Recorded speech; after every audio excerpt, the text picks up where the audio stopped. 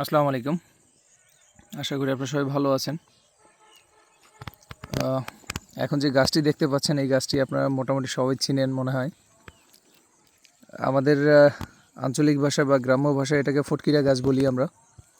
But কিছু জায়গায় এটাকে গ্লুমও বলে, আর কিছু জায়গায় এটাকে কী বলে যায় না। যাই হোক, হতে পারে আলাদা আলাদা জায়গায় আলাদা আলাদা নাম, কিন্তু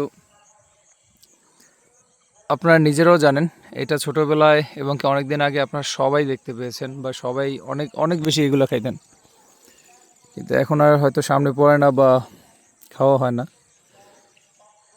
আমি হঠাৎ করে এই দিক দিয়ে হাঁটতেছিলাম, তো দেখলাম যে অনেক জায়গায় কিছু কিছু গাছ হয়ে রয়েছে, এরকম অনেক সুন্দর হয়েছে। আর এইটাতে আমি যতটুকু জানি খুব ভালো ভিটামিন আছে মনে হয়। যাই হোক, তো ভালো থাকবেন, সুস্থ থাকবেন। আল্লাহ হাফেজ।